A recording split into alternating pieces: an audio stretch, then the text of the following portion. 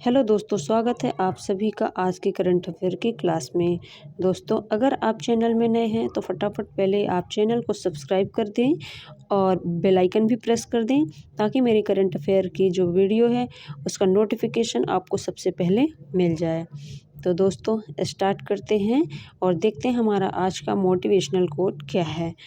तो दोस्तों, हमारा आज का मोटिवेशनल कोट है, अपने सपनों को सफल बनाने के लिए बातों से नहीं, रातों से लड़ना पड़ता है। तो दोस्तों, इसी मोटिवेशनल कोट के साथ हम स्टार्ट करते हैं आज का करंट अफेयर और देखते हैं हमारा आज का करंट अफेयर का पहला क्वेश्चन क्या है। दोस्तों, हमारा आज का पहला क्वेश्चन है, हाल ही में एडी दामोदरन का निधन हुआ है, वह किससे संबंधित हैं? और दोस्तों, इसका राइट आंसर है, वो प्रसिद्ध वैज्ञानिक थे। देख लेते हैं इनसे रिलेटेड कुछ इम्पोर्टेंट बिंदु। तो दोस्तों, प्रसिद्ध वैज्ञानिक एवं प्रौद्योगिक अनुसंधान परिषद यानी CSIR के पूर्व निदेशक एडी दामोदरन का निधन हो गया है। वह 87 वर्ष के थे। परमाणु वैज्ञानिक दामोदरन के परिवार में उनकी पत्नी EM मथाली जो थी, वो केरल के पहले मुख्यमंत्री और वामपंथी नेता दिवंगत EMS नंबूदरी-पाद की बेटी हैं। तो उनकी जो पत्नी हैं वो कौन है? केरल के पहले मुख्यमंत्री। तो पहले मुख्यमंत्री केरल के कौन हैं? दिवंगत, जो कि EMS नंबूदरी-पाद हैं, उन्हीं की बेटी हैं।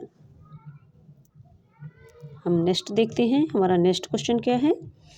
हाल ही में किसने बैडमिंटन मलेशिया ओपन 2023 में पुरुष एकल खिताब जीता है? और इसका राइट आंसर है विक्टर एक्सेलसेन। ये डेनमार्क के हैं। देख लेते हैं इनसे रिलेटेड जो इम्पोर्टेंट बिंदु हैं।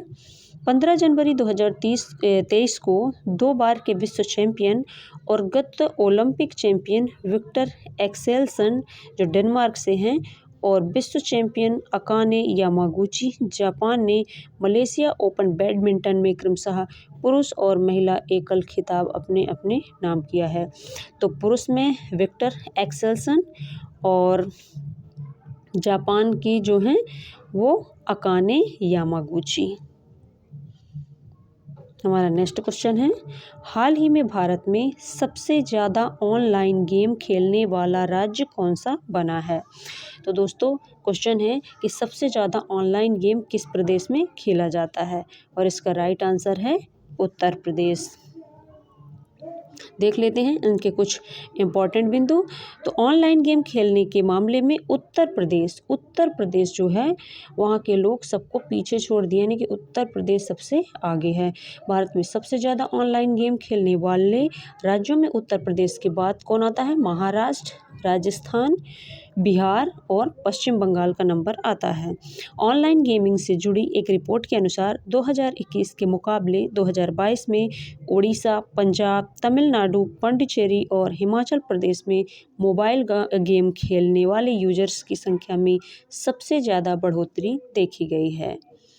देखते हैं हमारा नेक्स्ट क्वेश्चन क्या है। हमारा नेक्स्ट क्वेश्चन है, हाल ही में भारत का पहला रसद जलमार्ग और संचार स्कूल कहाँ लॉन्च किया गया है? और इसका राइट आंसर है त्रिपुरा। देख लेते हैं इससे रिलेटेड कुछ इम्पोर्टेंट बिंदु। केंद्रीय बंदरगाह, नौवहन और जलमार्ग मंत्री सर्बानंद सोनोवाल ने त्रिपुरा के मुख्यमंत्री डॉक्टर मणिक साहा, तो त्रिपुरा के मुख्यमंत्री कौन हैं? डॉक्टर मणिक साहा। इनके साथ इन्होंने अगरतला में लॉजिस्टिक, जलमार्ग और संचार स्कूल का उद्घाटन किया है। स्कूल परिवहन और रसद क्षेत्र में विश्व स्तर के विशेषज्ञ बनने के लिए क्षेत्र की प्रतिभा के संबंध पूल को सक्षम करेगा। सोनोवाल ने कहा कि पूर्वोत्तर की वादा की गई आर्थिक क्षमता को अनलॉक करने के लिए हम स्कूल हमारे समृद्ध जलमार्गों के साथ मानव संसाधनों की जन्मजात क्षमता को सक्षम करेगा। हमारा नेक्स्ट क्वेश्चन है, हाल ही में इंडियन मेट्रोलॉजिकल डिपार्टमेंट यानी कि IMD कब तक देश को डॉपलर वेदर रडार से कवर करने की घोषणा की है? और इसका राइट आंसर है 2025 यानी 2025 तक। केंद्रीय राज्य मंत्री स्वतंत्र प्रभार पृथ्वी विज्ञान डॉक्टर जितेंद्र सिंह ने कहा कि चरम मौसम की घटनाओं की अधिक सटीक भविष्यवाणी करने के लिए वर्ष 2025 तक पूरे देश को डॉपलर मौसम रडार नेटवर्क द्वारा कवर किया जाएगा। हमारा नेक्स्ट क्वेश्चन है, हाल ही में अजंता एलोरा फिल्म फेस्टिवल में किसे सर्वश्रेष्ठ फिल्म का गोल्डन कैलाश पुरस्कार मिला है? और इसका राइट आंसर है नानेरा। देख लेते हैं इसके कुछ इम्पोर्टेंट बिंदुओं को। दीपंकर प्रकाश द्वारा निर्देशित एक राजस्थानी फिल्म, तो नानेरा जो है वो एक राजस्थानी फिल्म है। इसको जो है अजंता एलोरा फिल्म समारोह में सर्वश्रेष्ठ फिल्म के लिए गोल्डन कैलाश पुरस्कार प्रदान किया गया है। नानेरा को सर्वश्रेष्ठ निर्देशक, सर्वश्रेष्ठ पटकथा, सर्वश्रेष्ठ संपादन का पुरस्कार भी प्राप्त हुआ है। तो नानेरा को ही सर्वश्रेष्ठ निदेशक, सर्वश्रेष्ठ पटकथा, सर्वश्रेष्ठ संपादन का भी पुरस्कार प्राप्त हुआ है। सर्वश्रेष्ठ पुरस्कार के तहत नानेरा को एक ट्रॉफी और 1 लाख रुपए का नगद पुरस्कार दिया गया है। फिल्म फेस्टिवल के 8वें संस्करण का आयोजन 11 से 15 जनवरी तक औरंगाबाद में किया गया। तो इस फिल्म फेस्टिवल का जो 8वां संस्करण है वो 11 से 15 जनवरी तक कहाँ किया गया? औरंगाबाद में किया गया। हमारा नेक्स्ट क्वेश्चन है, हाल ही में किस पेमेंट बैंक को Bharat bill payment operating unit के रूप में काम करने की रिजर्व बैंक ऑफ इंडिया यानी RBI से मंजूरी मिली है? और इसका राइट आंसर है पेटीएम पेमेंट बैंक। देख लेते हैं इनके कुछ इम्पॉर्टेंट बिंदु। पेटीएम पेमेंट बैंक ने कहा कि उसे Bharat bill payment operating unit के रूप में काम करने के लिए भारतीय रिजर्व बैंक यानी RBI से मंजूरी मिल गई है। भारत बिल भुगतान प्रणाली भारत बिल पेमेंट सिस्टम यानी BBPS के तहत Bharat bill payment operating unit यानी BBPOU को बिजली, फ़ोन, DTH, पानी, गैस, बीमा, लोन चुकाने, FASTag recharge, education fees, credit card bill, municipal tax payment करने की भी सुविधा देने की इजाज़त मिलती है।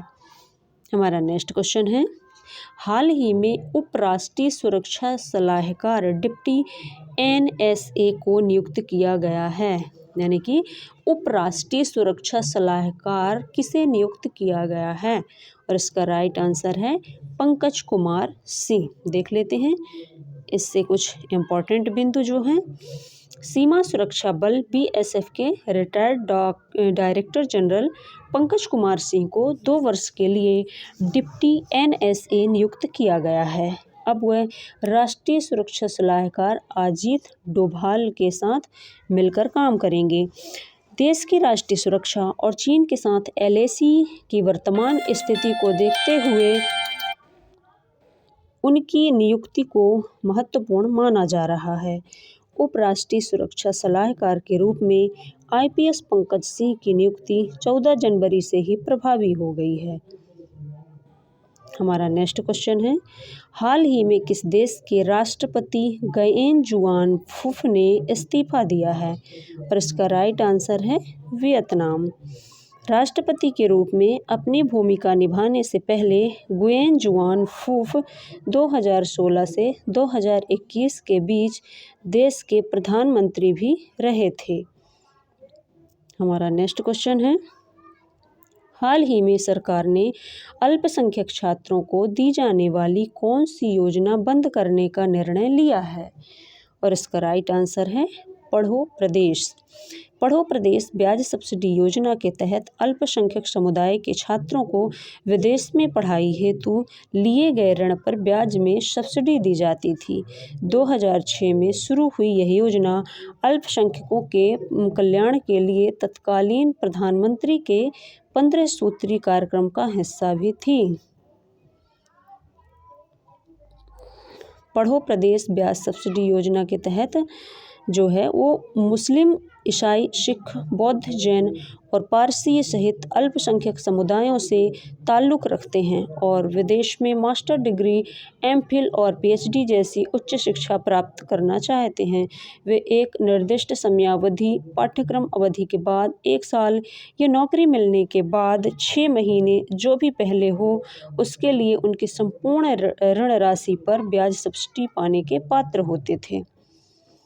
हमारा नेक्स्ट क्वेश्चन है, हाल ही में जो है वो फेडरल बैंक लिटरेरी अवार्ड 2023 स्वयं की आत्मकथा के लिए किसे जो है वो पुरस्कार मिला है और इसका राइट आंसर है के वेणुगोपाल।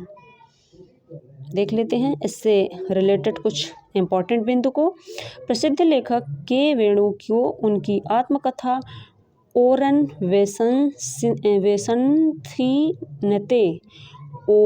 वेसंथीनते कथा के लिए फेडरल बैंक लिटरेरी अवार्ड 2022 से उन्हें सम्मानित किया गया है। वेणु ने केरल लिटरेचर्स फेस्टिवल के हिस्से के रूप में आयोजित एक विशेष कार्यक्रम में फेडरल बैंक के अध्यक्ष और स्वतंत्र निदेशक बाल गोपाल चंद्रशेखर से पुरस्कार प्राप्त किया। लेखक एवं साहित्यिक आलोचक केसी नारायणन, सुनील पी इलाईदोम और पीके राजशेखरन के निर्णायक पैनल ने ओरन वेसंथीनते कथा का चयन किया। ओरन वेसंथीनते कथा का चयन किया।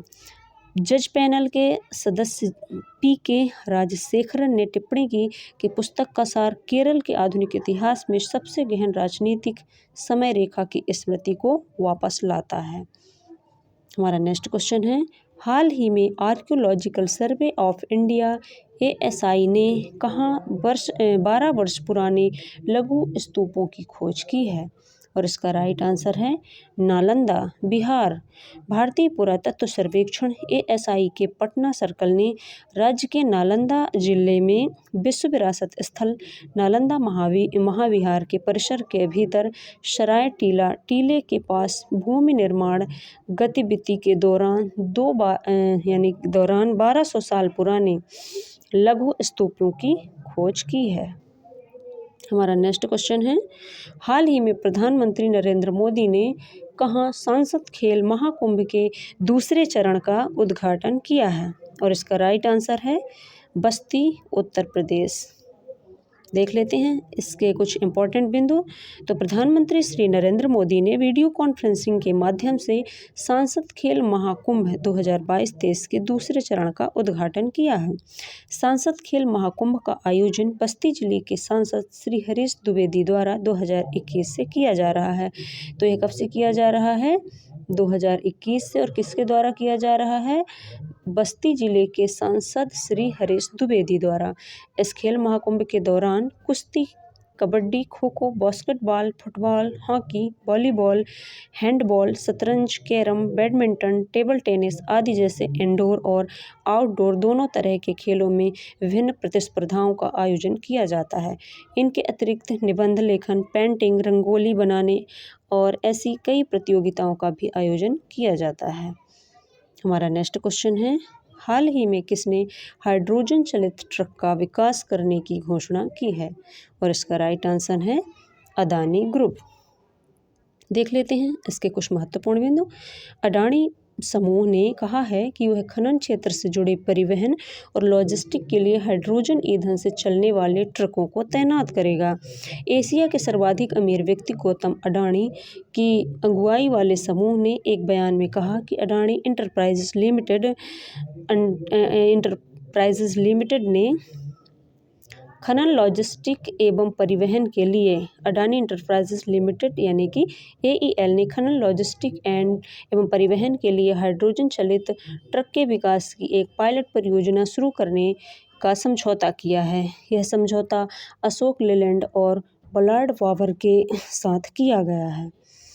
तो दोस्तों, आपको कैसी लगी आज की वीडियो आप कमेंट करके ज़रूर बताइए और मिलते हैं कल फिर एक नई करंट अफेयर की क्लास के साथ। बाय।